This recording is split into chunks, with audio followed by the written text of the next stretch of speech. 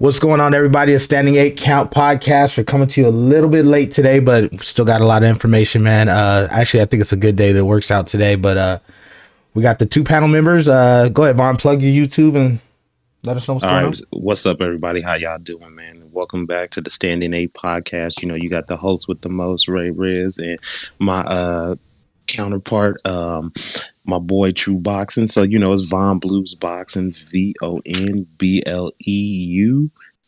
Boxing, BOXING, Von Blues Boxing. Get at me on YouTube.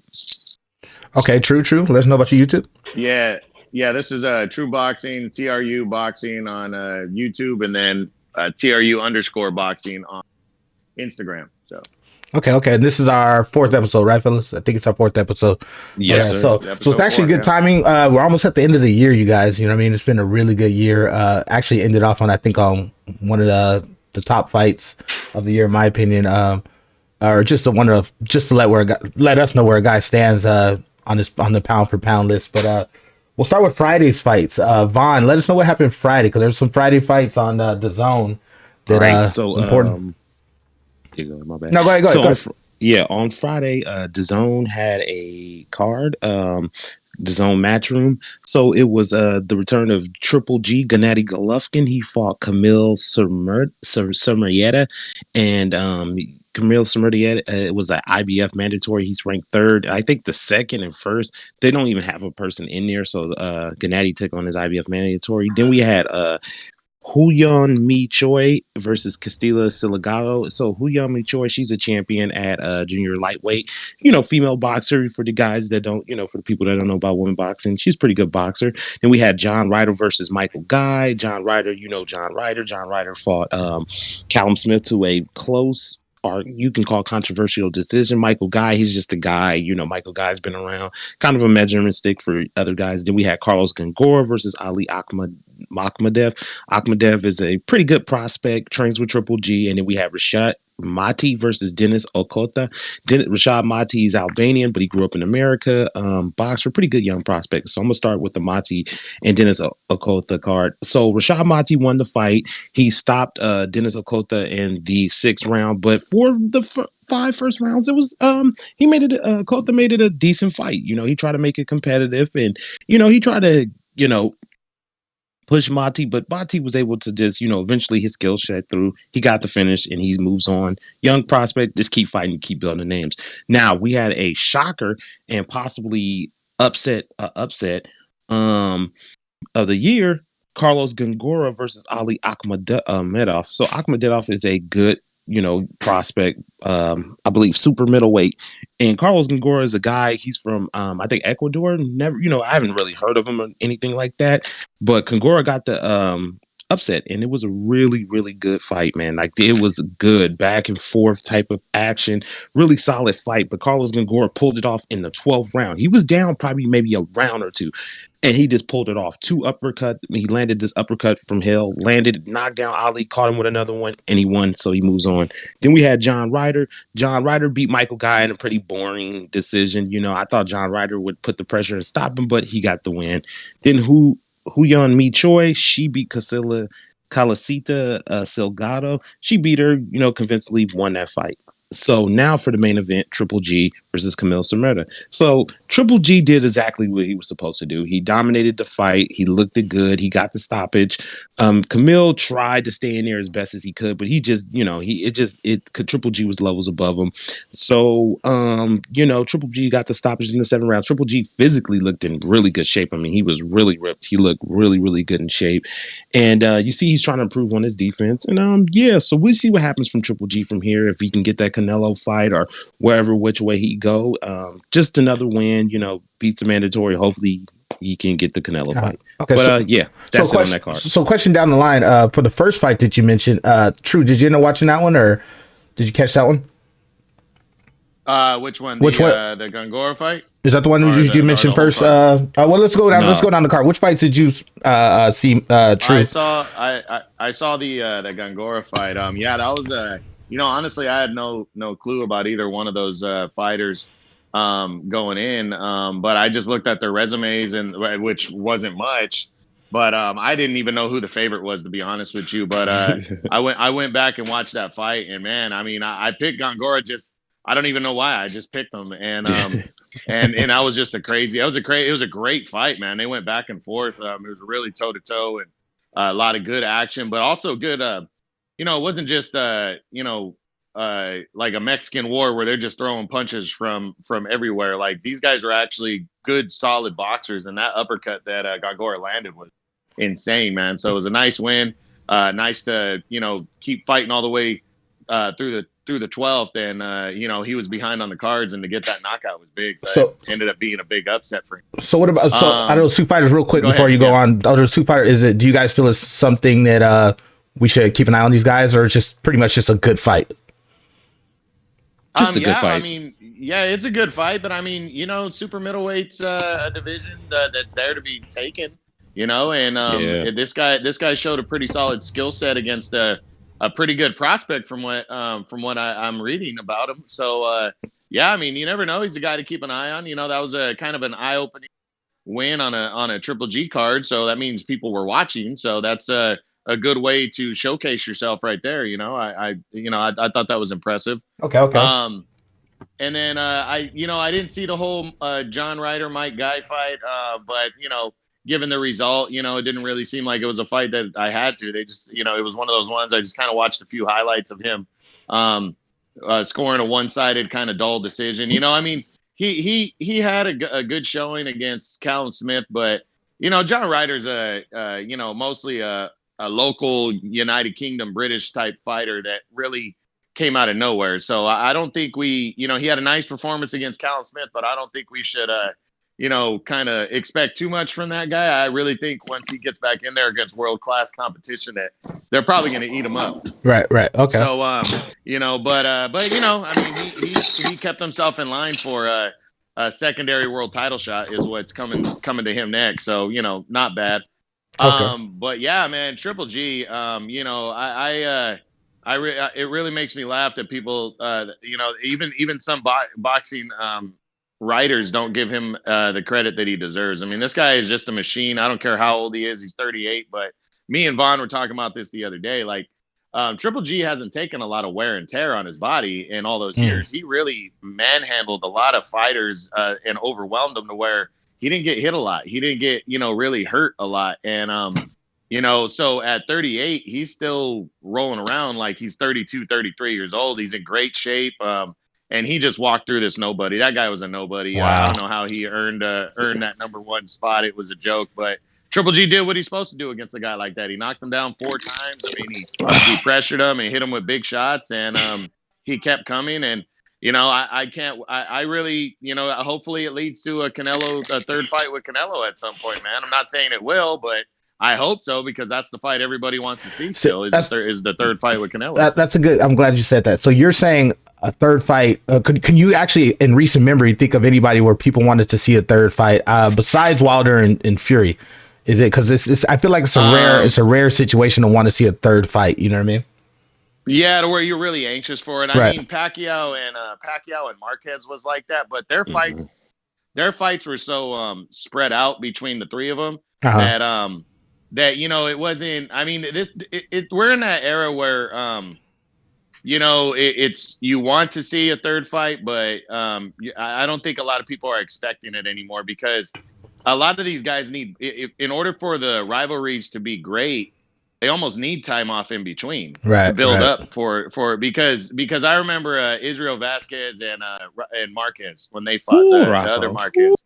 That was a great rivalry, but I disagree with the fact that they went back to back on a couple of those fights, because I think it took away from the result. Wow. Know, and the result of that, like, they should have taken time, because they beat the shit out of each other, bro. And that's a lot of wear and tear. It did a lot to them. So when you go straight into a fight after a war, when you go right back into it, I don't care if you took 6 to 8 months off, bro, your body's still recovering from that. And you got to change it up, is what I'm saying, in between, and fight guys with different styles and stuff that aren't going to beat your body as bad, to kind of work your body back to it. And I think the fourth fight, Vasquez knocked him out in the 4th round, or it might have been vice versa. I can't remember. Wasn't it Vasquez that got the win?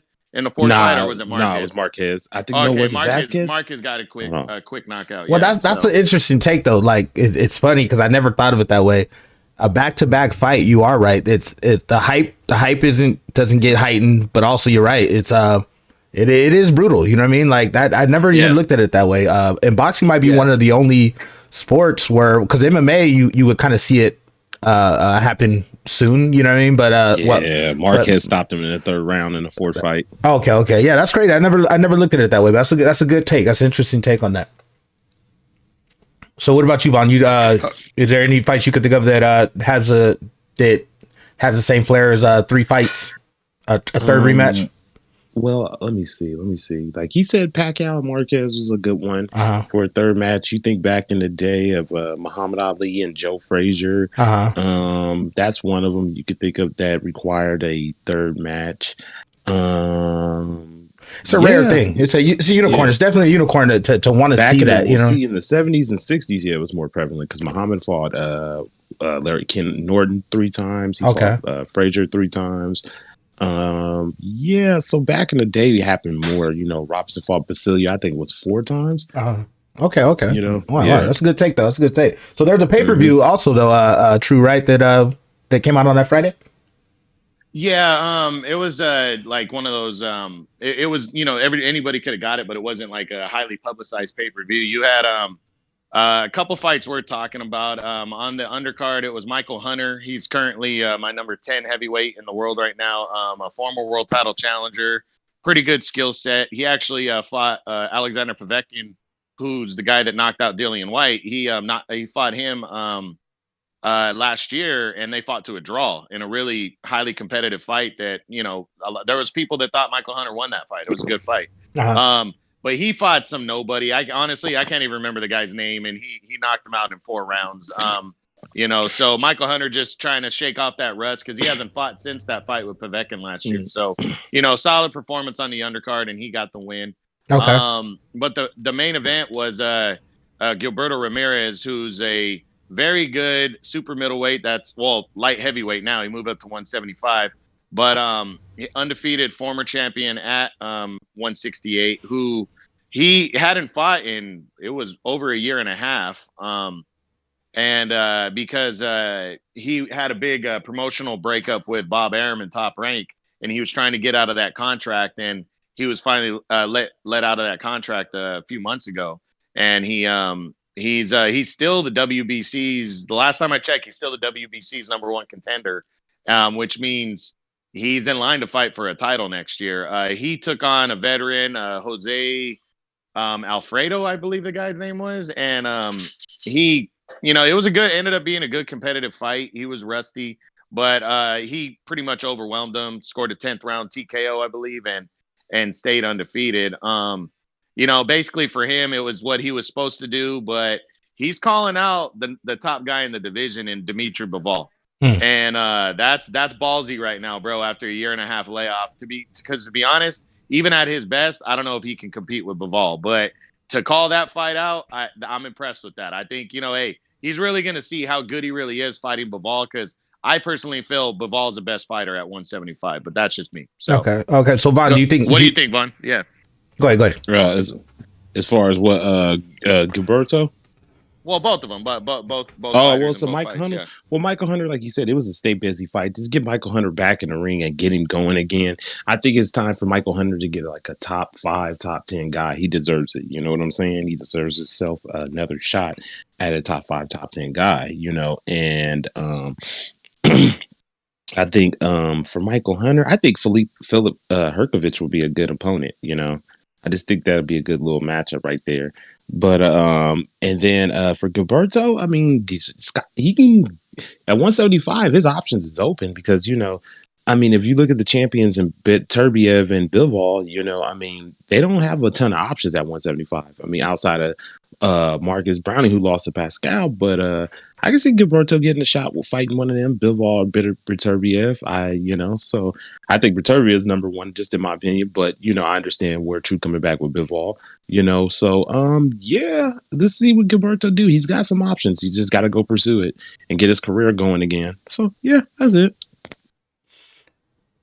Well, the funny thing about it too is I've noticed boxers calling out boxers. Do you guys think that does any good? Does it do more for the fans to try to pressure the opponent boxer to accept it?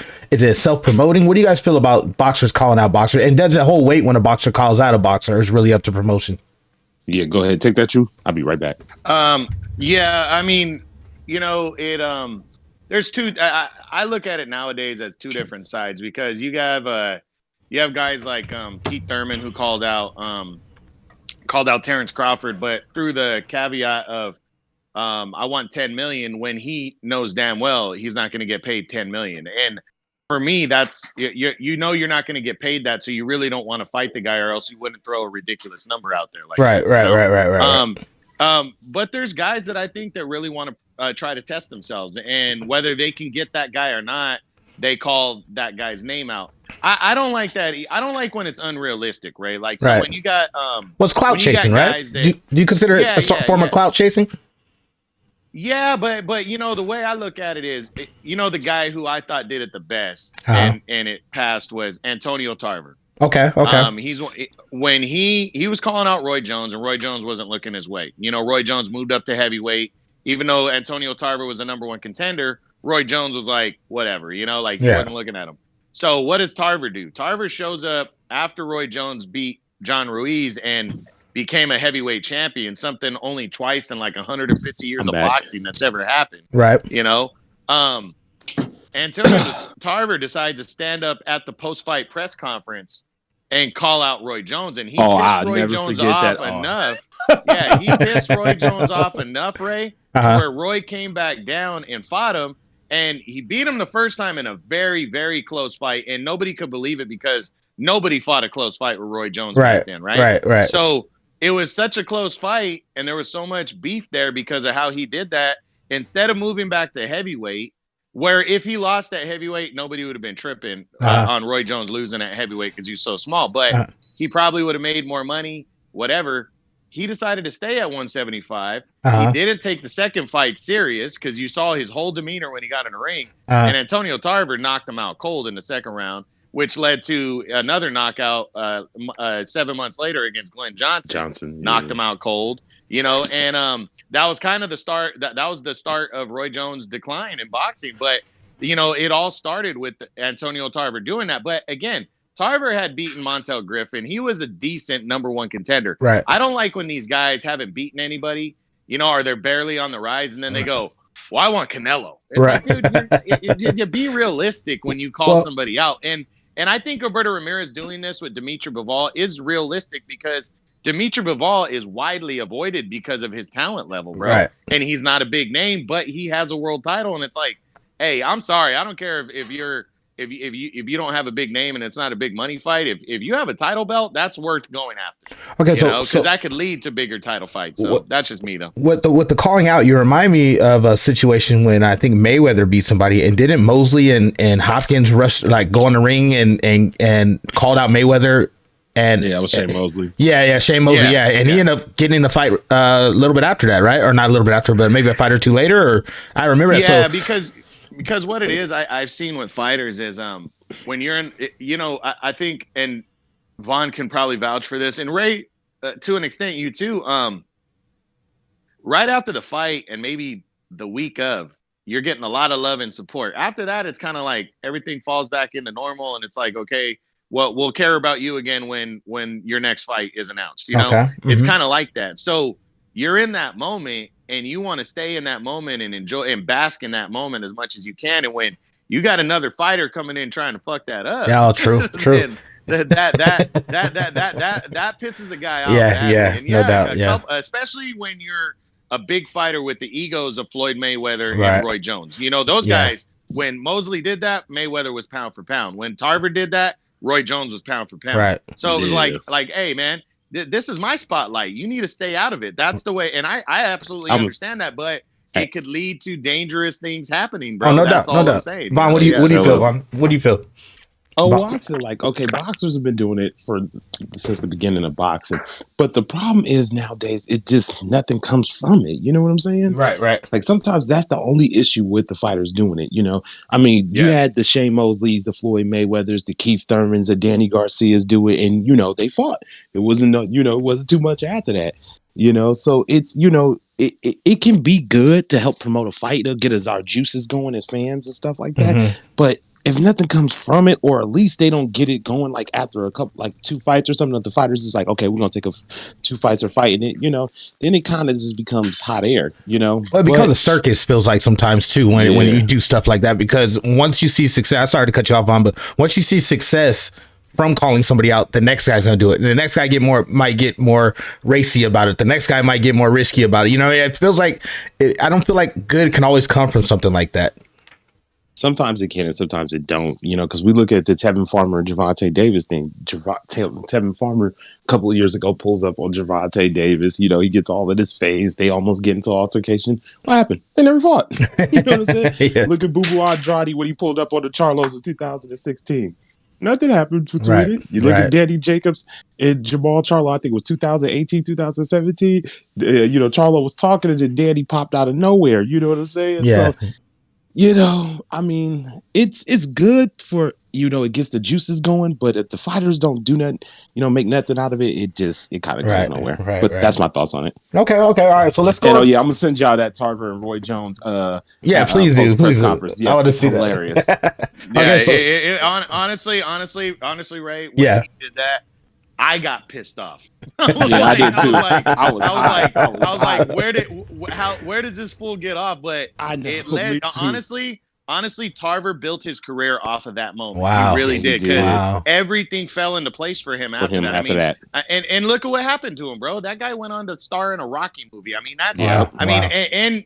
and he won a lot of world titles and was in a lot of big Wow. fights. So So I Yep. that's mean, a success story. and if he didn't do that, that wouldn't have happened. Right. So Okay. All yeah. right. Well, that's good point. So, because that I've always wondered about that, and if it And then hurts. Bo being from Florida, that sold it too, Oh yeah, fellas. yeah, that's true. That's true. Because what's the name? Roy Central Jones, Florida. what? Pensacola. Roy Jones is from out there. Yeah. Okay, okay, okay. And I think Antonio, where's Tarver from? I think he's from Orlando or something like that. He's from Central Florida too. Okay, okay, okay. Yeah, my bad. No, no, it's cool. So Saturday we have some fights. Let's try to handle these fights one at a time because I want you guys' opinion on each fight. Yes, sir. Vaughn, you do the undercard, and let us know about the first fight, and we'll get our opinions on that. Okay. Well, So we doing a Showtime card first from Saturday, It's up to you guys. What real you guys quick. want? Yeah, let's do that. Let's Yeah, do yeah. that. Go ahead, Vaughn. yeah. Go ahead. Let's run All through right. that So one the real quick, 'cause Showtime it's not card is much. Yeah. quick. Yeah, it's not much. Showtime card was pretty quick. So you had the return of the young prospect Boots Ennis, pretty damn good welterweight prospect.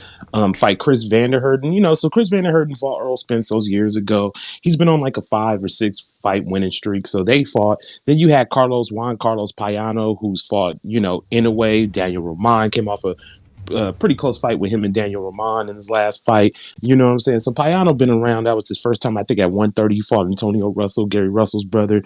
And then you had who was the other fight? Oh, what was the other fight on there? Hold on, let me see, fellas. No, no, What was take your the time. other? Huh? I said, take your time. Take your time.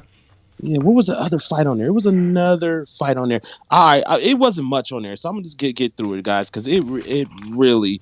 Okay, yeah, that was really much. And Brandon Lee fought Dakota Leninger, but they didn't. Okay. Okay, so Brandon Lee, young prospect out of California, he beat Dakota Leninger. I think he beat. They didn't even show the fight. I don't even know. So I'm just gonna move quick with this one. So Boots Ennis fought Chris Vanderherden. Chris Vanderherden and Boots. It was the first round. Boots was giving him the work. You know what I'm saying? And then I think it was the second round, they headbutted into each other, and it was a nasty headbutt. Chris Vanderherden started bleeding immediately. You could tell it was a bad cut. They stopped the fight. So it was, it Real sucked for quick. Boots because, Yeah. it was a kind of a little bit of a step up, a better name opponent, but that's how I went. And then Antonio Russell and Juan Carlos Payano, it was kind of an ugly fight because Payano was holding and stuff. Payano got kind of physical with him. He was trying to slow down Antonio Russell, but it was I think the 6th or 7th round or 8th round they headbutted. It was a headbutt. It was stop the headbutt. Gary Russell was up on the cards. He wanted to fight Antonio Russell. Okay. And yeah, that was pretty much it. Okay. Yeah. Okay. Any views on Wasn't too that? eventful. True. Gary. I mean, Gary Antonio or whatever his name is. They're all Yeah, named Gary Gary, Russell, I so know. it's confusing. Yeah. Yeah, Antonio You can Russell. That's tell what I call him. well, you could tell the mom and dad really took the time to think about their George names Foreman on that too. one. But yeah, I know. You might as well just giving them numbers. But anyways, no. I was impressed with that performance. I didn't. I was watching the Canelo card when that happened, and also going back and forth with the E40 and Too Short battle. Me But too. yeah. But You're so true. so anyways, it was I mean, I read up on it and I was impressed with it because Juan Carlos Payano, bro, just gave Daniel Roman hell Yeah, he did. back in September. I was And shocked, Drew. that was yes, he actually Payano, a lot of people believe he beat Roman that night on the Charlo twins Mhm. undercard. And Roman is a big step because Roman is my number 3 guy at 122, and he Mhm. started off the year number 1 because he was a unified world champion. Yes, he was. So within a year he went from, and he barely lost that world title by split decision. And he, Payano, pretty much a lot of people beat him. So Gary, the Russell, whatever his name is altogether, for him to come out against Payano and pretty much outbox him and cleanly beat him, that was big, and they fought at 118. And he looks like that's his more established weight, and it was Payano's too, but that's impressive. That really is impressive. So I don't really do rankings from 118 down, but Yeah, but I'll that but get you that on was a that, Drew. nice win for him. Yeah, that was a Yeah, nice win for him set right him there, up. It set so Russell up to something good. yeah, definitely. And it really shows that the other Russell brothers are legit. You know what I'm Yeah, saying? That's what it shows me, because yeah. for Antonio's him to legit. beat for him to beat a guy that was number 1 at the beginning, well, for him to beat a guy that should have got a win over a top 3 fighter. I mean, man, that shows you the level that Russell is on, that he's legitimate. So that was impressive.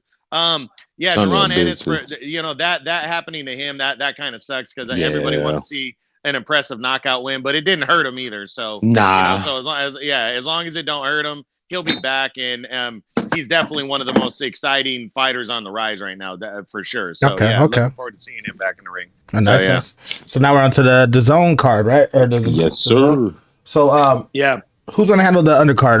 Is that Vaughn? but yeah, Vaughn, go ahead, man. Okay, so let me handle this undercard. So we had on the DAZN undercard of the Canelo Alvarez versus Callum Smith, we had Austin Ammo Williams versus Isaiah Jones, I believe. We had Raymond Ford versus Juan Antonio Lopez, and we had Frank Sanchez versus Julian Fernandez. So I'm gonna start with the first fight, which is Austin Ammo Williams. Good, solid prospect out of Houston, Texas. Pretty good young fighter, still up and coming, still learning the game and things of that nature, but a pretty good fighter. And he fought Isaiah Jones. So Isaiah Jones is the type of guy, like, he's fought on a top rank. He's just the guy that you put in there with young prospects, try to give him a little bit of a challenge and, see how they do, But Austin Alma Williams, I had him unanimous decision, but he went in there and stopped Isaiah in the first round. Wow. Now, I haven't seen Isaiah Jones in the 2 or 3 fights be stopped in the first round. You know what I'm saying? So it was really impressive to see Ammo do that, and especially on a big card, especially on a Canelo Alvarez card. You know what I'm saying? Like Truce always said, when you're a young fighter or you're a guy that's coming up and you're fighting on a big pay-per-view card, you want to impress. Mm-hmm. You know what I'm saying? You want to impress as much as you can. So because people will remember that. They will remember those little, hey, remember the young dude on there that I'm gonna keep an eye on him. Right. So he impressive win for Austin Ammo Williams. Young man, just keep trucking along, get fighting and fighting. He's still young, still a few fights in the game. Just keep winning. Then we had Raymond Ford versus Juan Antonio Lopez. Now, Raymond Ford, he's a good young prospect. He looked like Mayweather. He actually looked like him, but he doesn't fight like him, but he looked like Floyd. He got like the same kind of body type. He tries to do some of the Floyd stuff, but Raymond he wanted to fight. He wanted, convincingly and stuff like that. There were some things I was like, all right, Raymond, you got to work on a little bit. But Raymond, he did good. He got the win. He moves on, young prospect, just keep fighting. Then we had Frank Sanchez. Cuban heavyweight, just like the Cuban fighters, technically sound, good IQ, smart fighters in shape, just know the sport of boxing, fight this guy, Julian Fernandez, who I never heard of. And Frank Sanchez, he got the stoppage later on. It took him some time to get him out of there, but I think Frank was just being patient and, taking his time. And he eventually got Fernandez out of there. So for Frank Sanchez, I think, he'll hopefully get a step up, so maybe somebody in the top 25, a heavyweight in the top 25, top 30, something like that, and just keep trucking along. And so, so True, you go ahead and take care of that main event, brother. Well, let me get your opinions real quick on the undercard real quick. Let me get your opinions on that real quick, True, on the undercard. Okay. Yeah, I mean, to be honest, I wasn't really paying. I wasn't really watching a lot of the undercard outside of the Frank Sanchez fight because he's an undefeated fighter. Trying to make a name. I'm. If you guys haven't noticed by now, I'm very overly critical when it comes to fighters on the rise and prospects. And I like Sanchez. I like his skill set, but one thing that me and Vaughn been talking about with Dillian White, I didn't see a lot of defense from the guy. The guy gets hit, and I'm telling you, man, I mean, if he's going to fight that way against some of these really good heavyweights, I don't know, man. I mean, like I said, to call it being overly critical, maybe he was just trying to wipe the dude out and he left himself wide open. But that's how knockouts happen, is when you leave yourself wide open. And that's just what I noticed. He got hit a little bit more than he should have against a guy like that Julian Fernandez is a nobody, So that's something he's got to watch out for. I'm sure his corner and his management's going to tell him, but I'm starting to see that in the heavyweight division with some of these guys on the rise. Like, I think they're in love with the fact that they're as big as or close to being as big as Anthony Joshua, Deontay Wilder, Tyson Fury in terms of size, that they forget that, hey, boxing is an art form. Boxing is a science. You got to move.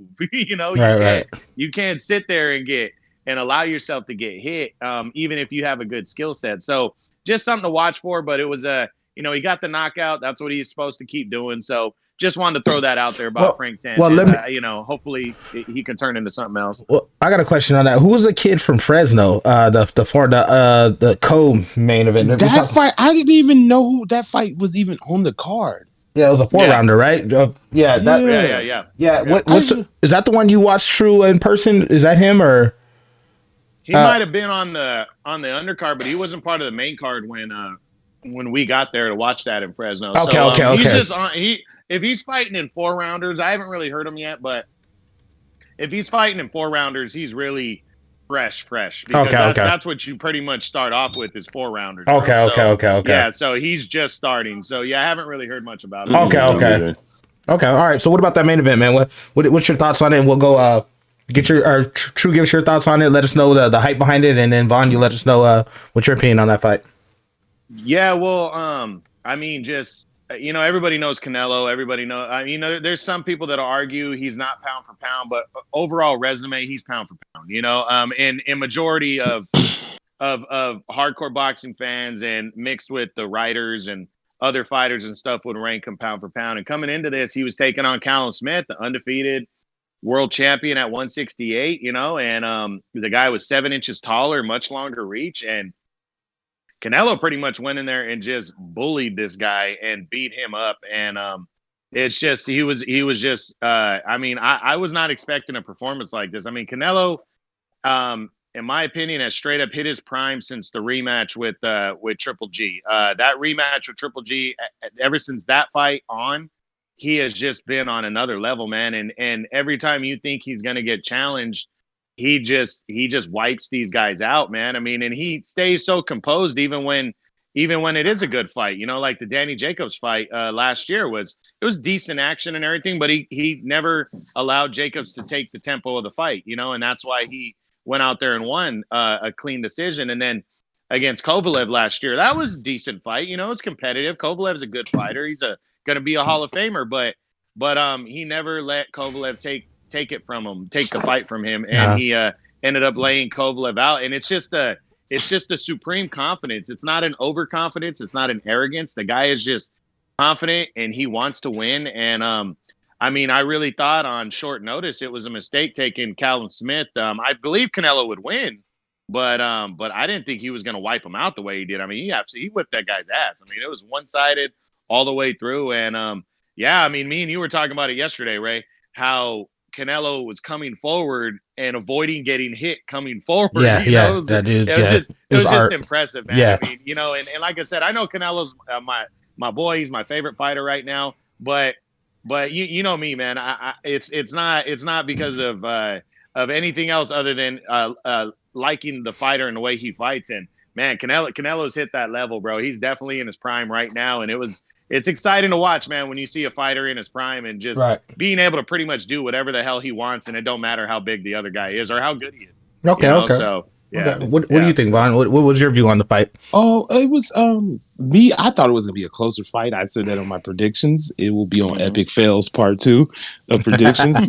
Check it out, baby. Enjoy it. Enjoy it. You know what I'm saying? Toy loves, but I love putting them out. Epic Fails is awesome. So I'm gonna put that out on Part 2 to be there today. I'll take the clips and everything, fellas. What I was saying. So yeah, Callum Smith, what to me was the number one 168er in the world.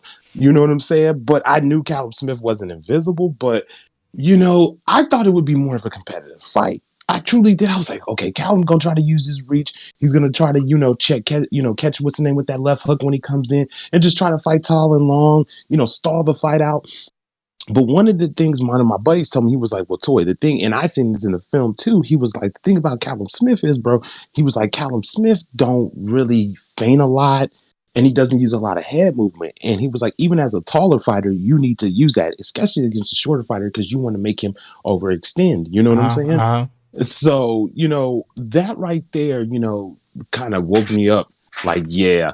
And Canelo was just impressive, man. I mean, to walk down a dude that much bigger than him, you know what I'm saying, height wise and Right, probably physical size too, because right. Callum Smith looked pretty damn big, and for Canelo to win that impressively and to, control the fight, take over the pace like that, and just like in the later, like from the 7th round on, Canelo just put a whipping on him. You know Uh-huh. what I'm saying? Busted him up, tore his arms up. I mean, just really put it on him. And Canelo, I think he proved that he is the number one pound for pound fighter in the world. I think he proved that coming in there fighting. He won a vacant WBC title. He won the WBA title, so he's a unified champion at 168 pounds, and he just proved himself once again. And no matter what you feel about Canelo, man, you can't knock the hustle. Well, You can't, and it that's it.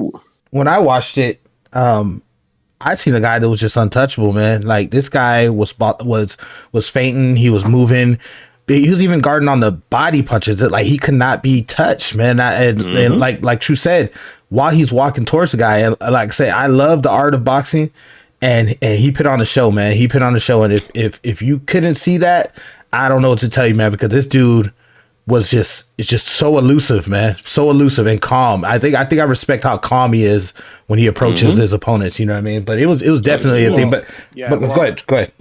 yeah. Well, I mean, in boxing, bro, throughout the years, I mean, the guys that last the longest and the guys that usually are the pound for pound best are the guys that get hit the The least. least, Right, yep. You right, know, I mean, it's hit and don't get hit. That's the art of boxing. You know, I mean, I know everybody loves the full on Mexican wars, bro, going toe to toe and everything, right. but people don't understand what that takes out of a fighter. Yeah, You Yeah. know, yeah, yeah. and they don't, and that's why talking about Triple G earlier, but again, I'll reference this one again. You know, Marco Antonio Barrera and Eric Morales, like that's Prime one of the best example. rivalries of all time, right? I mean, it Hmm. is. They, Hmm. they had three magical fights, bro, Chico Corrales, of just Castillo. take going at each other for three Right, fights. But people don't understand is those guys were once they hit 30, 31 years old, bro, it That was was almost it. like a running back in the NFL. They were right, done. You right, know, it right. was like that they weren't a threat anymore. And you got Canelo, he's there now, and it's just the art form of not getting hit. I mean, the guy doesn't get hit clean very often, and he has a great chin on top of it. You Right, know, Yep. and right. and that's one thing I compliment Mayweather about. Mayweather, the reason why I criticize Mayweather so much, it was like, dude, you had an amazing chin. Why didn't you go for it a little more? Hmm. You know, it was one of those things for me. But I mean, Canelo's got that chin. That's something you're just born with, bro. You just either have a good chin or you don't. A lot of guys can avoid shots, but when they do get hit, that they crumble. Right, right. Mayweather and you got Canelo now. I mean, it's just they got great chins and they don't get hit a lot, and it's exciting to see, man. It really is. Well, A guy just totally take out another guy like that. But Callum Smith, I mean, I disappointed in terms of like I didn't feel like he really put in the effort. Now, Yeah, like he looked like he was told. Like I timid. remember commenting in our group chat is I saw him go for an uppercut that was wide open for him to land three Mm-hmm. times, and he stopped halfway through the uppercut. Mm-hmm. Because he afraid getting And I caught was that counter. Because Canelo's an excellent well. counterpuncher. True. I get it. I get it. Trust me, I get it. And that's I guess that speaks to Canelo's Skills. punching power. Mm-hmm. Is when he doesn't, especially at 168, and he's never really been a big one punch guy. Nah, He's fighting Canelo a much usually smaller breaks guy, people down. but Yeah. but that shows you that he's got enough power to keep you honest and to scare you Mm-hmm. if you're willing to stop a punch that's wide open because you're Mm-hmm. afraid of what's coming back. But Pulling back those punches. for me, if for me, whether Callum Smith was a champion at 168 or not, Canelo's the name, and you got Yep. to go take that. You got to go Cash take that. cow. You want it, you got to go take it. 2 belts now too. And Yeah.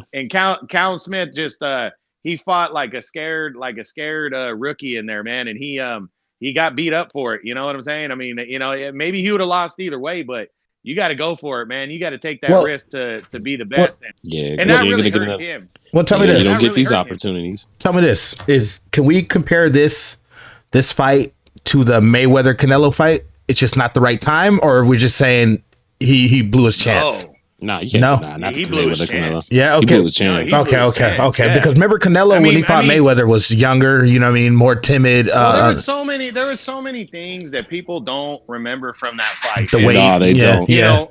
one Canelo was 22 years old, bro. I mean, he was so young, and Floyd was and you know what? 36. No, I'm not knocking Floyd's age. What I'm saying is Canelo didn't have any business stepping up against a guy of that skill set at that time, but he kind of got drawn in because of the money. Because people don't realize this. Here's what happened.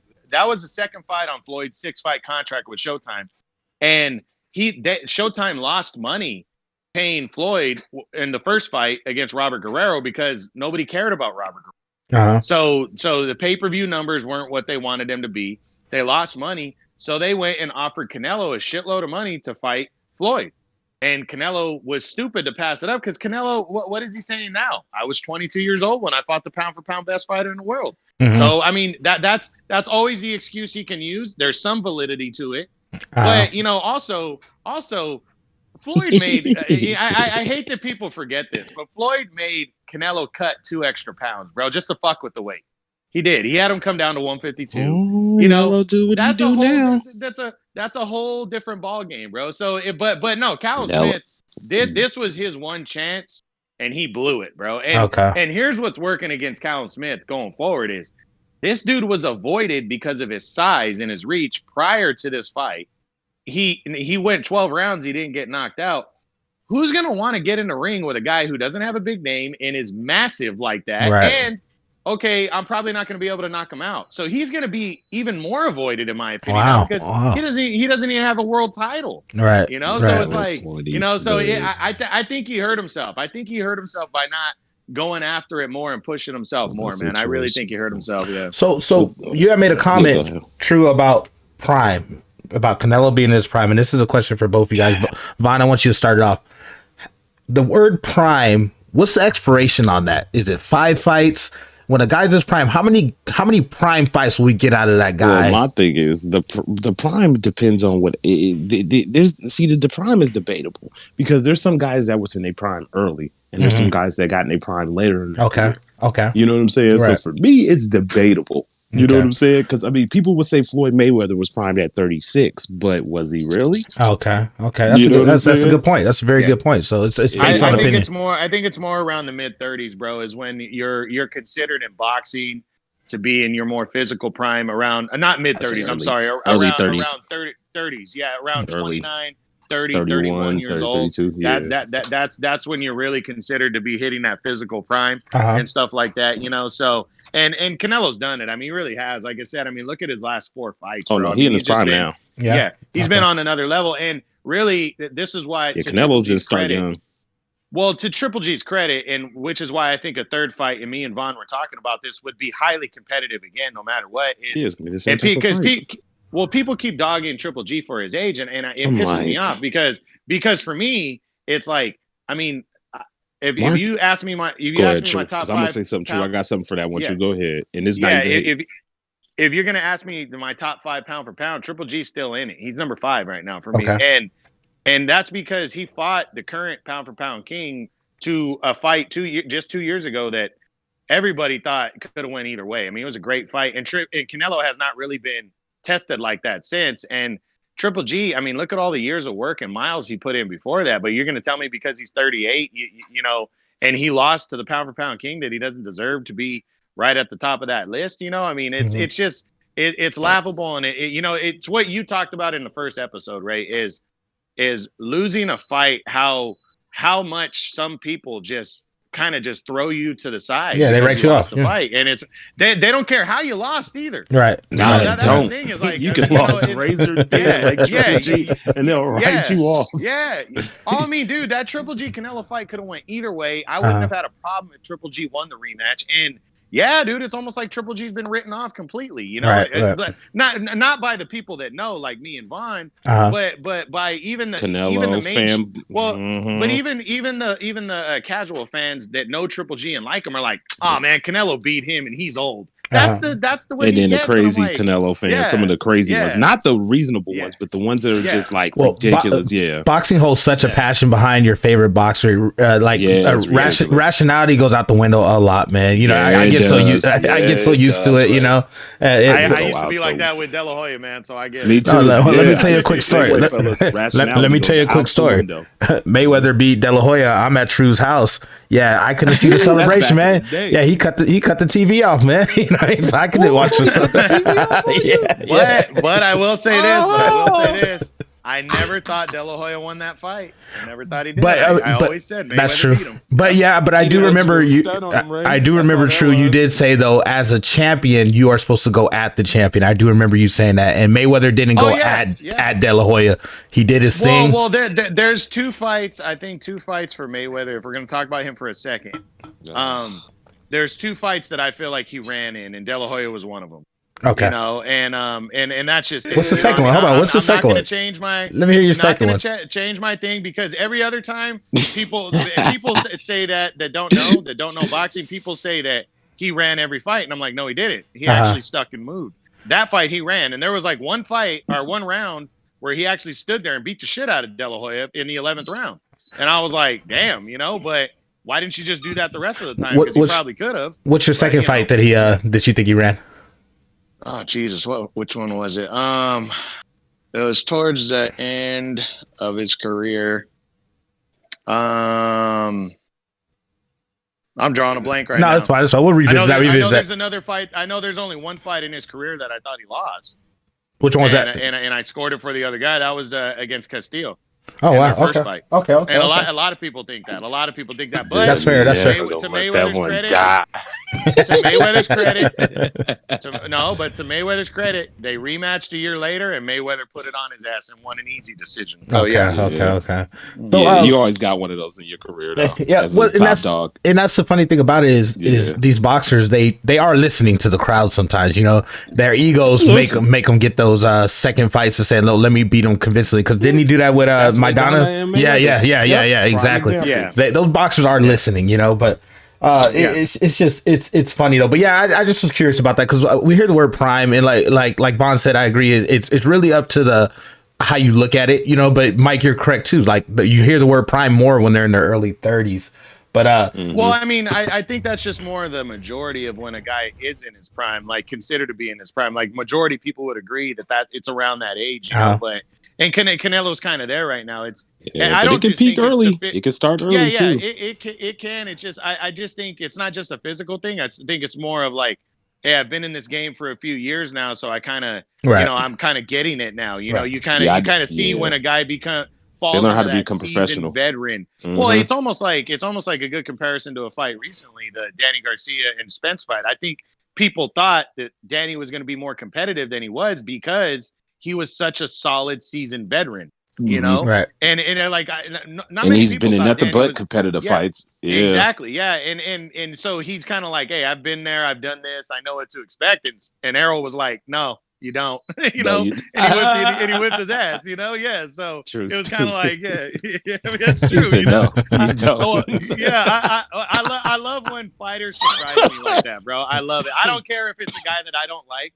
If you surprise me with a performance like that, I will give you all the credit in the world. And Errol Spence, I wasn't expecting that, man. And he put it on, Danny. I give him Yeah, I all the didn't props in expect the that world. That neither. was True. great. Yeah, Okay, yeah, I thought it was okay. gonna be yeah, closer. Okay. Yeah, but yeah. anyway, yeah. Well, getting that out the way, since it's the end of the year, it's actually a really good time for us to do some awards, and we talk behind the scenes on some awards based on what we think, or I'm sorry, not what we, but what True and Vaughn think of some things of this year. And this has been a crazy year with COVID and all that, man. So it's kind of it's been a trying year, and I think it actually builds the hype for next year, really, because things are really gonna start opening up in boxing, man. But we're gonna start with the most controversial award, and we're gonna start out with most controversial fight, controversial fight of the year. We're gonna start out with True. Tell us what it is. Tell us why you think it's controversial, and then Vaughn, I want your opinion on it, and then actually we're gonna go to yours after that. Okay.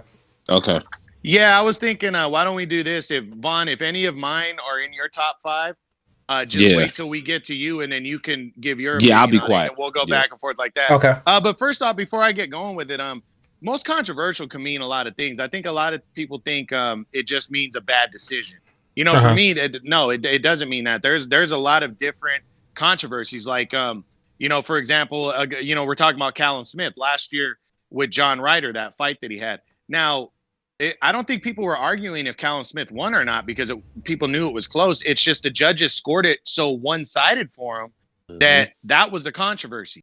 It was like, hey, that's bullshit. It should have been scored closer, Or last year, it was that fight with that Glowacki that I talked about in our last podcast, where he got elbowed.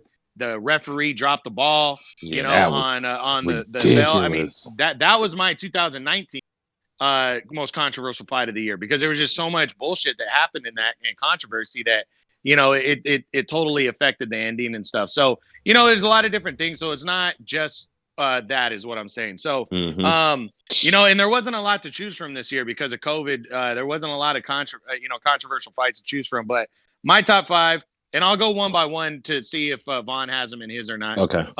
So number 5-1. Number 5 was Franco against Maloney 2 that just happened. Yeah, I got recently. that in mind.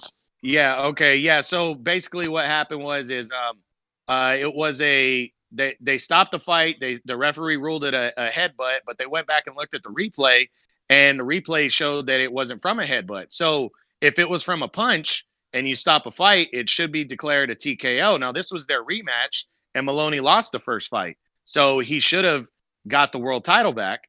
And they didn't. They took them about 20 to 30 minutes to render a decision. Then they called it a no contest, and that means nobody wins the fight and the title stays with the champion. So they've already kind of rectified this in a way because they're going to fight a third time.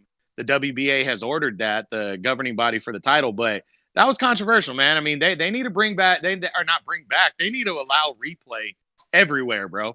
Because it's pretty ridiculous, especially in boxing, bro. This isn't like checking to see if it's a foul or fair ball in baseball, man. I mean, or if the guy caught the ball or he dropped it in football. I mean, punches are getting thrown all over. You need to be able to see if it's from a headbutt or a punch, man. I thought that was ridiculous, that one.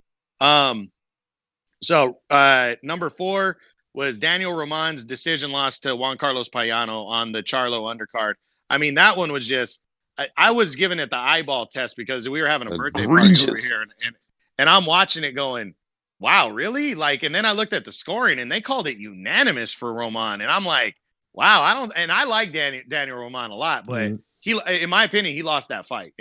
And the fact that Payano didn't get any more love, but just here, we're going to feed you to a very talented, undefeated prospect about 3 months later. He didn't get any more love to get a rematch or nothing. That shows that Roman didn't want any part of him in a rematch. So that was number 4. Did that make your top 5, Vaughn? No, actually, that's one right. I missed on, huh? Okay, good. Go ahead. No, go ahead. Do your opinion on that one. So, well, that one, like he said, True was saying, man, that one was like, I felt like Daniel Roman lost that fight, and I was really shocked. That was one that I had left a video. I put it on one of my videos talking about that, and it was shocking because I mean, Daniel Roman had came off a close fight with the Uzbek kid who's really talented. Yeah. Close fight. So I didn't think Roman. I was like, okay, Payano will give him a challenge, but I was like, it's not going to be super close. Man, Roman he laid an egg in that fight.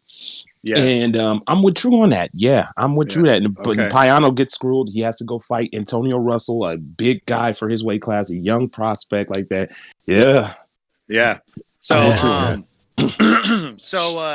number 3 was George Kambosos split decision over Lee Selby. I really, my opinion, and this impacts boxing in a major way because Kambosos is probably going to fight Teofimo Lopez next, right? Mm-hmm. So this fight was a big deal because it was a mandatory fight. Kambosos landed maybe the hardest shots in the fight, but from what I was watching, I felt Lee Selby controlled the tempo. And for me, when you're controlling the tempo in the center of the ring, that should favor you a little bit more.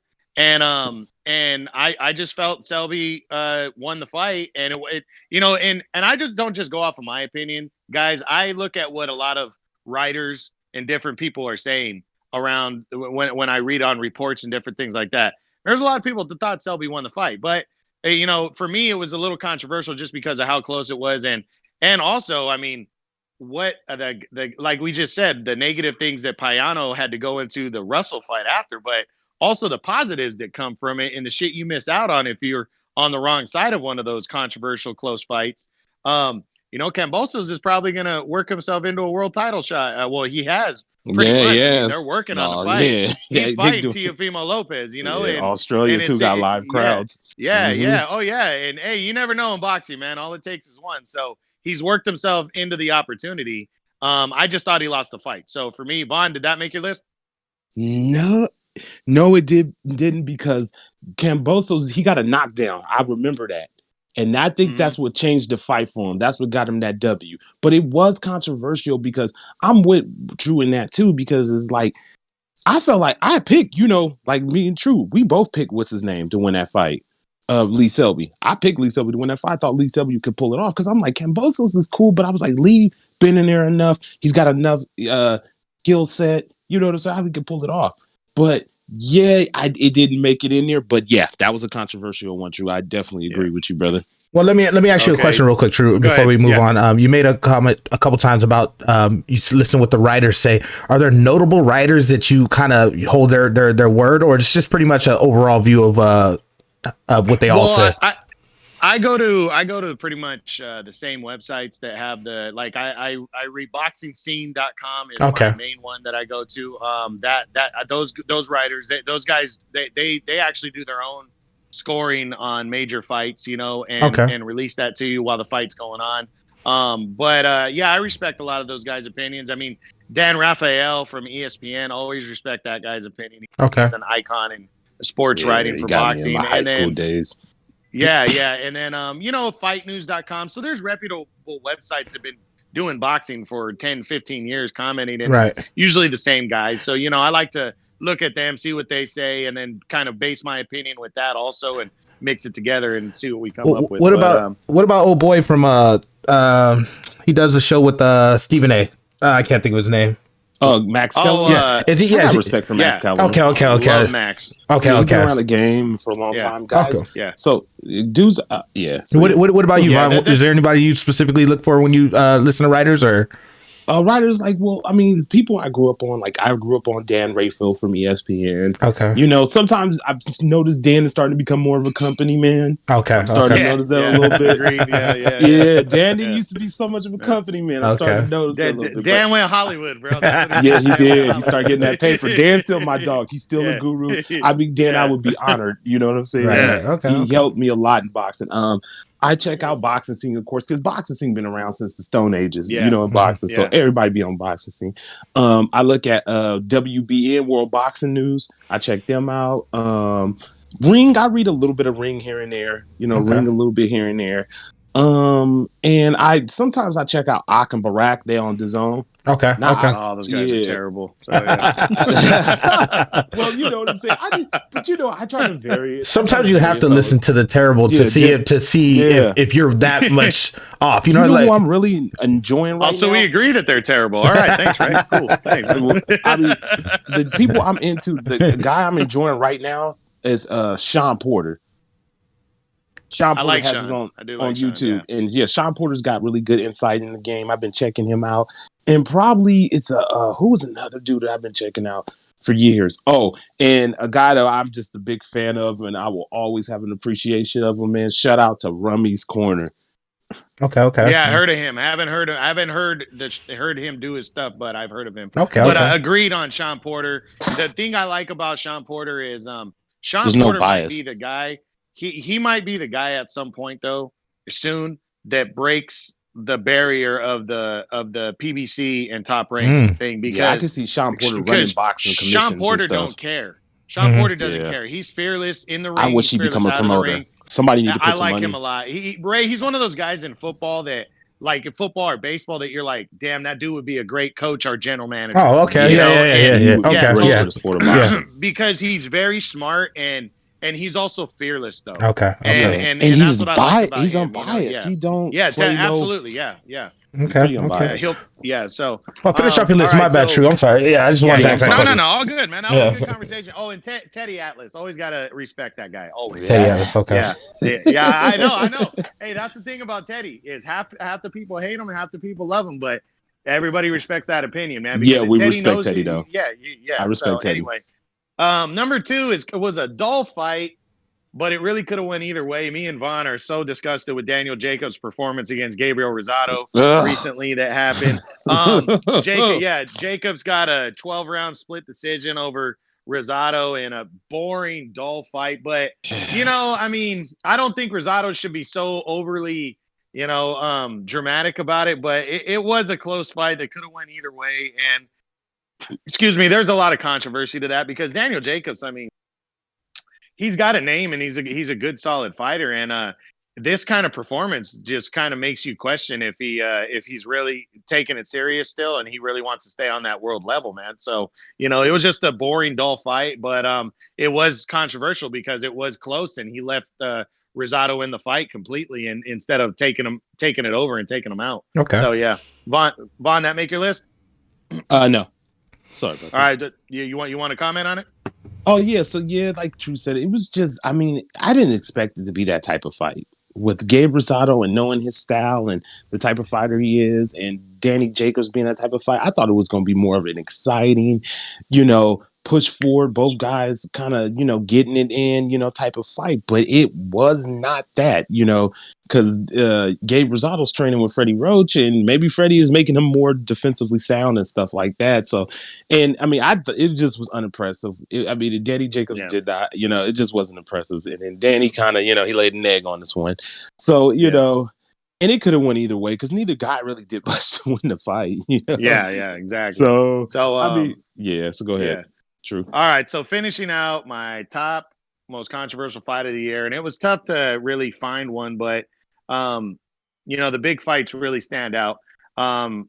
It's Teofimo Lopez's unanimous decision over Vasily Lomachenko. Now that is interesting. Hold on. No, I'm not saying nothing. No, Ray. I know. No, True. I'm not hating. I'm not saying nothing. Go ahead, boss. Okay. See, I know. It's not. I'm not saying Vasily Lomachenko won the fight. I didn't score it that way. I actually scored it a draw. Yeah. The controversy that I found was the two judges that gave Lopez 9 or more rounds. I think one judge gave him 11 rounds. That's ridiculous. This fight was close. It was a good fight. Most people that I've talked to and have read scored the fight about 7-5 to 8-4 at most for Lopez. And for me, it was pretty fun. There was 2 rounds that were close. Everything else was pretty clear. There was the 2nd and the 7th round were close. Where those are swing rounds, and I personally gave both of them to Lomachenko, which is why I had it a draw. But 1 through 6 outside of the 2nd round, so I had Lopez winning 5 rounds clean and clear. There was no doubt. And then the 7th round, as we said, was close, but he won the 12th round clearly. So I had him winning 6 rounds. Then the other rounds, 8 through 11, were so clear that Lomachenko dominated those rounds. It was like, how could you score it any other way? So at the very worst, if you give those swing rounds to Lopez, it's 8-4. But I think one judge had it 9-3, I believe, and another one had it 11-1, and that was Letterman's daughter, who I have no respect for her as a judge. I think she's terrible. I loved Harold Letterman from HBO. I love that guy. I still remember Jim, when he used to yell that That's out my after the dog. scores. I Rest in love peace. that guy. We miss you, Harold. His daughter is not half the judge that he is, and that was terrible. So it wasn't the fact that he won or lost. That's not the controversy. It was it was the fact that it took it was so one-sided for two of the judges. I thought that was bullshit. So yeah, so that's a controversy. Okay. So Vaughn, did you what was your top 5 controversial? We'll go from there. And then True, give us your opinions on it. Anything to mention? Well, did that one make it for you, Vaughn? Did no. That one make it? Okay, well, give your comment real quick on that one first, man. So yeah, what True is saying, it is controversial because I didn't understand that 119. What was it? 119, 109, bro. Yeah. 119 or 109. That was ridiculous. It was no way it was 11-1 rounds. I don't know what Miss Letterman was saying. I love her father, but baby girl, come on now. It wasn't 11-1. And then 9-3. No, I didn't see a 9-3. The card that got it right was what, 116 to 111 or 116 to 112? 112. Yeah. That was about that's right. The one yeah, right. I mean, 7-5. Cool. That's what I had it with Teofimo Lopez. I give you 8-4, but 7-5. That's the I could only see. Like you're saying, because like I mean 11-1 where? 9-3 where? Well, I think in a way that's kind of given Lopez the right to say no to a rematch in a way, because you can some of those see what the problem I have, Ray, with some of these decisions that they render that are close, or they call them a blowout. When they're close, that guy says, "Well, look, I barely lost that fight." Even though no doubt. Yeah, did it. Yeah, like a good example was, in my opinion, Danny Garcia and Keith Thurman. I thought Keith Thurman cleanly outboxed Danny that fight and should have won not a one-sided. It wasn't as one-sided as Errol Spence and Danny was, but I thought Keith won 8 or 9 rounds in that fight.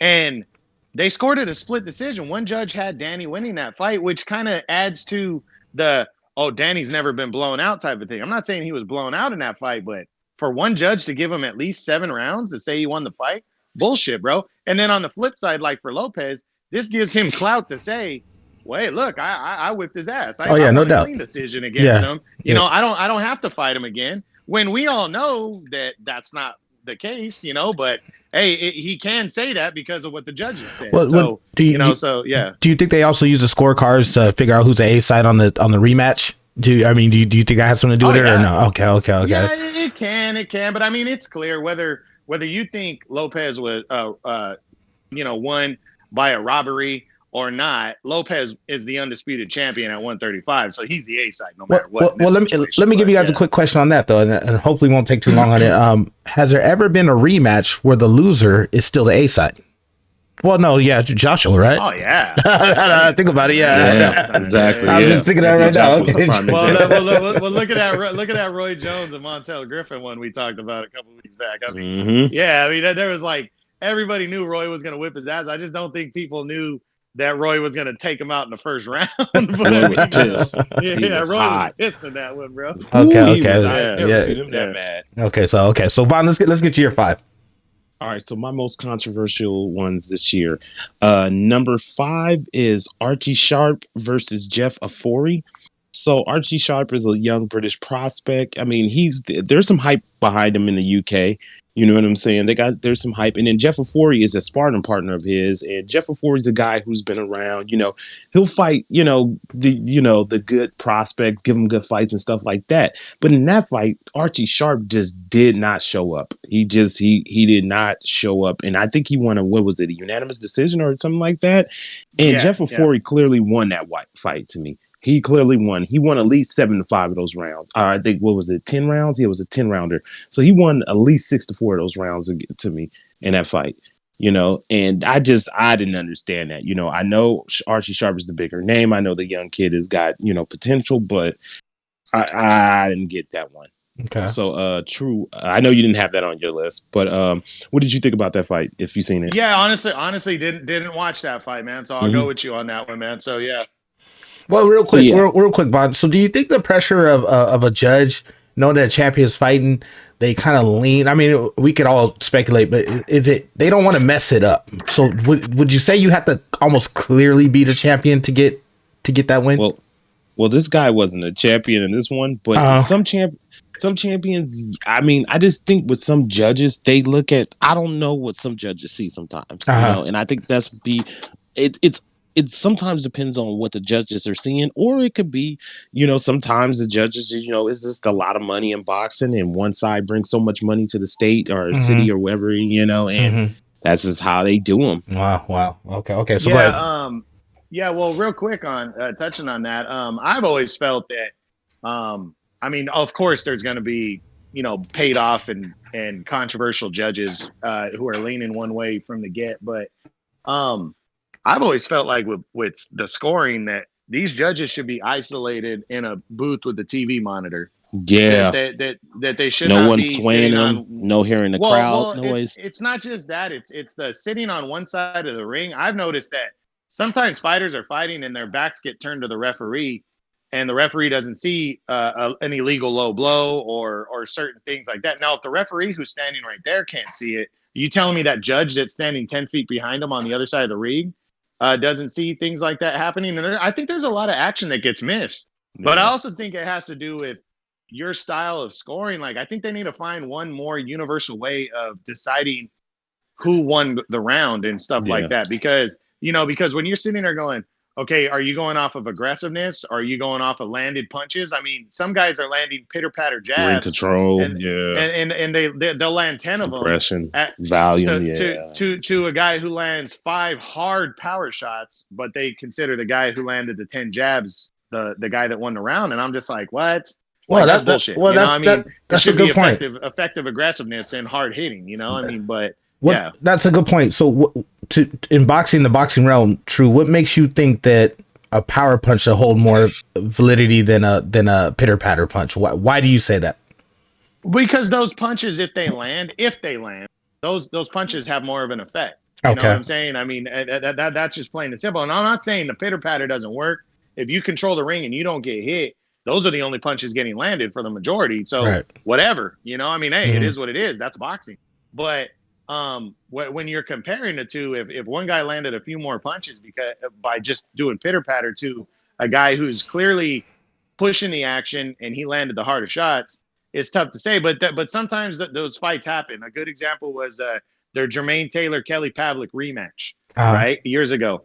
Now Pavlik landed the more shots. He outworked them. He wasn't really going for the knockout in the rematch. He was kind of boxing well.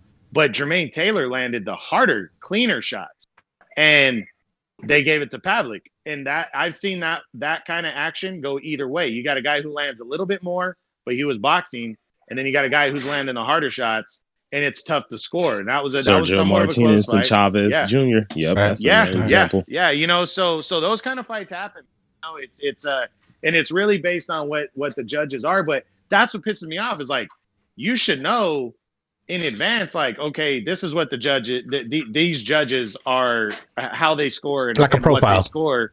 Yeah, that makes sense. And it just sucks because I feel like there should be one more universal way to score a fight. Like when you have a baseball game and you have a football game. Yeah, in baseball it's the strike zone, but they have trained those guys to really, really get their strike zone pretty much the same as everybody else's, Yeah, there's certain guys that are going to be a little different, blah, blah, blah.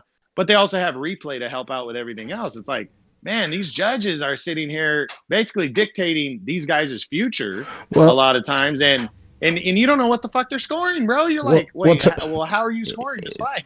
So. Tell me this, if this makes sense. Should the judges should have a profile? I agree with that. But should that be on the negotiating table when you book a fight to say, hey, we get one judge that we like his style versus another guy, and then the middle judge would be, let's say, like the neutral guy. Is that something you think that could be done, or does that add corruption to the whole thing? Who's that for? No, sorry, that's for True. I'm sorry. My bad. Or even you, Vaughn, because I think True's stepped away. But go ahead. But what do you think? What as far as like what corruption and stuff? Yeah, what just negotiating. Let's say me and you are going to fight in a fight, and we have a profile of certain judges, what they look for. So you say, hey, I want this type of judge on on the panel on one of the three judges, and I say, hey, I want this on the panel for one of the three judges, then maybe that middle judge will be a neutral guy. You think that would be a better way to understand or to kind of fit your styling needs, or you should just leave it alone and just whatever judges are called for or whatever judges are called for? Well, what they need to do is just get, like Drew said, try to get more of a universal thing for judges to have a criteria of judging boxing, you know, and like Drew said, maybe just have them in a place where they can see the whole match. Whether, you know, they're not blinded on one side, they can watch the whole match in like a booth. They have a TV monitor, you know, and like they don't have the crowd super swaying them or anything of that nature. They can really sit back and really like judge the boxer. And then they need a commission to hold the judges accountable. Right, you know what I'm saying? Right. That's for true. their indiscretions, you know what I'm saying? And also praise the ones that get good decisions, who make, you know, who come out with good decisions. Praise those ones and have those ones in bigger fights and things of that nature, you know, give them more financial incentives too. That's true. You know, That's true.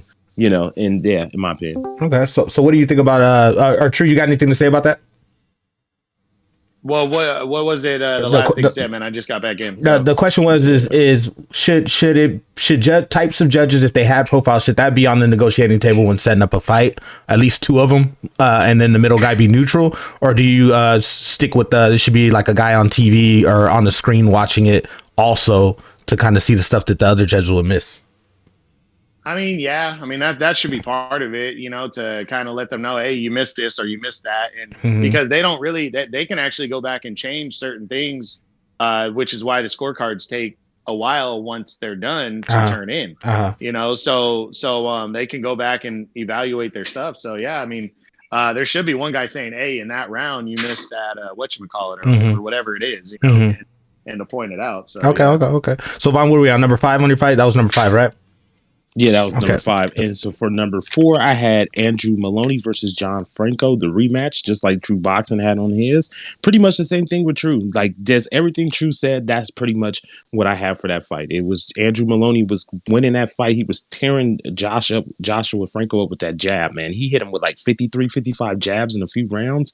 So it really tore up his eye, you know what I'm saying? So, and then like, you know, the controversial, like True said, the 20 minutes of coming back. And then afterwards, what I didn't like is what Robert Garcia and like, you know, Joshua Franco's camp getting all mad at Andrew Maloney during the interview. I'm like, well, man, like you got to understand the situation of the fight. You can't be mad at Maloney. You know what I'm saying? Right. In that situation, that was one thing I didn't like. But yeah, pretty much the same thing with True. Okay. Had on there. So I can move on to the third one. The third most controversial fight or decision for me was Rolly Romero versus Jackson Mariñez. Now, Rolly Romero is a Mayweather, you know, he's in the Mayweather camp. He fights under Mayweather Promotions. Brash young man, loves to speak his mind and say what he feels, and he calls out all the top opponents and the guys at 135 and that nature. You know, he's only had 8 fights and things of that, and he fought this guy, Jackson Mariñez. Now, I went back and went to go watch a couple of fights of Jackson Mariñez because I wanted to know who he is. He's trained by Robert Garcia. Okay. So Jackson Mariñez is out of the Dominican Republic. Young man has pretty good skill set. You know, not the biggest known fighter, but a good boxing skill set with a good camp where he can learn and progress as a fighter. And I had him winning that fight because I seen what he could do and I seen how Rolly fights. And I was just like, I think Jackson could pull this off. And it was a bad decision. Like Rolly came in there, he landed some good punches, but throughout the fight, Jackson Mariñez just controlled the fight. He slowed, you know, he slowed the pace down. He stayed behind his jab. You know, he moved around a lot, but hey, that's what you got to do when you got a guy who wants to sit on his punches all day and try to hit you with power shots. You know, you got to use movement and angles on him. And I just felt like it was a bad robbery, you know, a bad robbery. Jackson Mariñez should be the champion. You know what I'm saying? And that was number 3 on my most controversial controversies. True, what's your thoughts on that fight? I agree, man. I thought Mariñez won that fight, bro. Just plain and simple. I thought Mariñez won that fight. You know, I thought it was close, but I thought Mariñez did more, and I remember watching it. Yeah, he should have won. So pretty much, yeah. So okay, and then for number 2 was the Florian Markuru versus Jamie Stewart fight. So this was, I believe, was on what card was that? On Anthony Joshua's card, I believe, or was that? I'm trying to remember what card it was. So it was that's like a week or 2 ago. So Florian Markuru is like a guy he's a decent fighter. You know, he fights out there in the UK. He was fighting Jamie Stewart, pretty domesticated level for type of fighter. But Florian Markuru definitely won the fight. He knocked him down. He controlled the fight. I mean, Jamie Stewart had some moments, but all in all, he won every round of that fight. and it was a draw, which was like it was ridiculous. That was like one of the most controversial decisions I've seen this year. Like it just that was a terrible decision. You know what I'm saying? Terrible, terrible decision. So yeah, True. What's your thoughts on that? Have you seen that fight? Honestly, I didn't watch that one, man. Did not see that one. So yeah, I'll Yeah, take your word for it. yeah. So yeah, it was a terrible, terrible decision. So yeah. So pretty much, and for my number one most controversial fight of the year to me was Miguel Vasquez versus Lewis Ritson. So Lewis Ritson is a guy out of the UK, one of the fighters, you know. He's a decent fighter, you know. I mean, there's some hype, a little hype behind him, you know, decent guy, you know, trying to come up the ranks. I believe he fights in the junior middleweight division, and he was fighting Miguel Velasquez. So Miguel Velasquez has been around for a minute. Pretty decent fighter. He's got a good wealth of experience. You know what I'm saying? Not an easy guy that, you know, is one of those guys you put him at, you know, he'll fight guys at that certain level.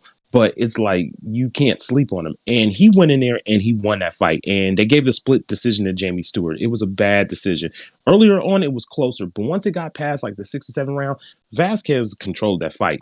He used good boxing range. He landed cleaner shots. He was being intelligent in the ring. You know, he did what you were supposed to do to win that fight. And he controlled the pace of the fight also, too, in the distance. So, True, did you see that fight? I did not, but I read on it. And Vasquez is a former world champion. You know, Mm-hmm. he wasn't one of those guys that was a huge name world champion, but the guy held the title for at least a couple years there, if I remember correctly. Yeah, he did. And not a bad guy, but always had that awkward kind of style, which is part of the reason he never really made it big. But he was a decent boxer. And Ritson is he undefeated? He was undefeated, right? Yeah, I believe he's undefeated. Okay. This was one of those cases, Ray, of a guy who was undefeated that they want to see do better, that probably should have lost to a veteran that realistically, Ray, if Vasquez wins, maybe he gets a bigger fight later down the road, but nobody believes that Vasquez is going to beat any of the top guys. So Right. that's kind of one of those gift decisions like, hey, we want you to keep moving forward. This guy's kind of already done. And even though he probably should have won, we're going to give this one to you so you can keep moving that undefeated record forward. Wow. Bro.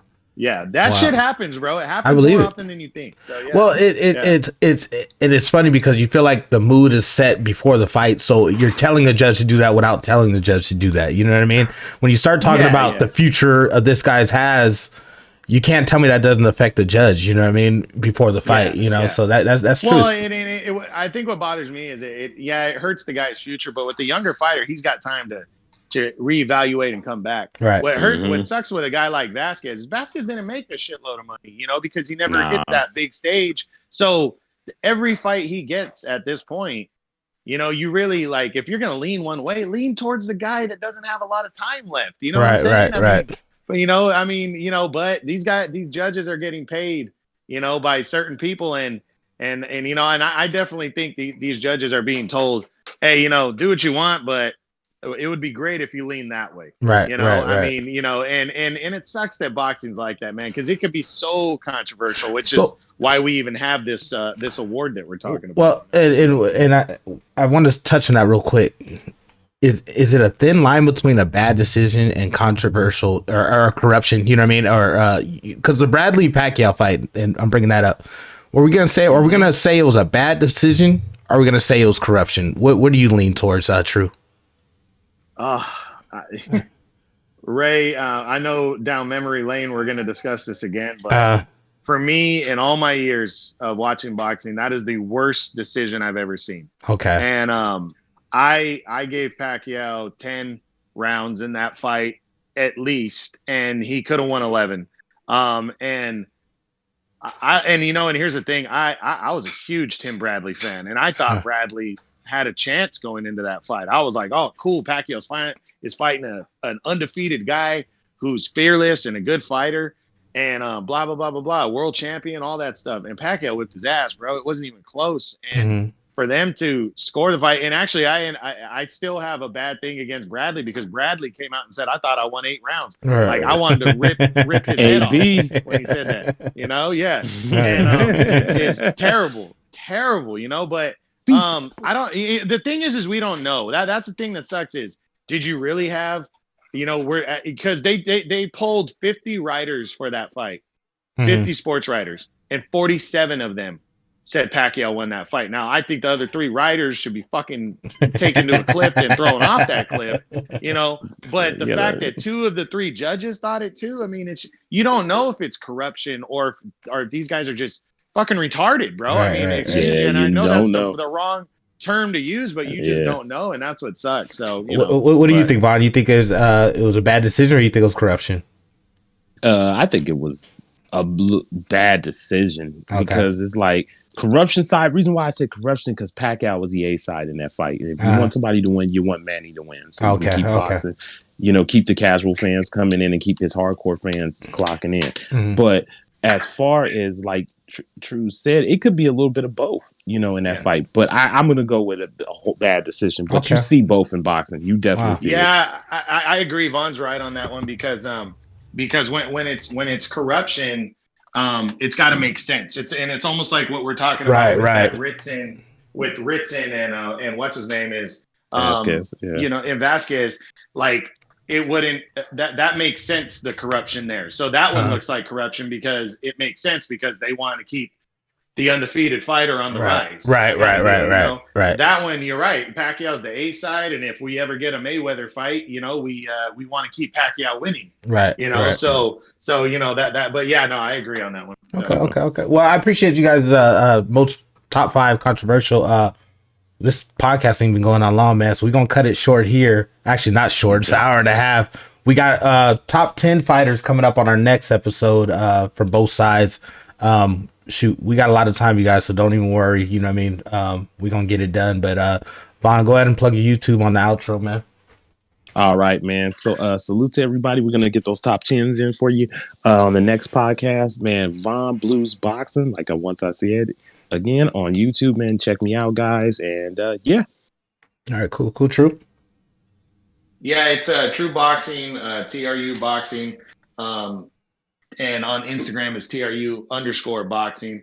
And yeah, guys, I mean, we could do since it's award season and we're doing top 10s, we could do, you know, a couple a week if we want, because I think people would be really interested in it. No doubt, just focus on top 10s and boxing awards, you know. So we'll come back, do the most anticipated fights from 2019 and 2020. I'm sorry. And then we'll do our top 10s on the next one, maybe in a couple days. So yeah. Okay. So it works out. And this is Ray Riz, and like I said, it's Standing 8 podcast. You guys stick around for a little bit. I'm gonna stop the video. We gotta talk for like 45 seconds. All right. But appreciate you guys coming through.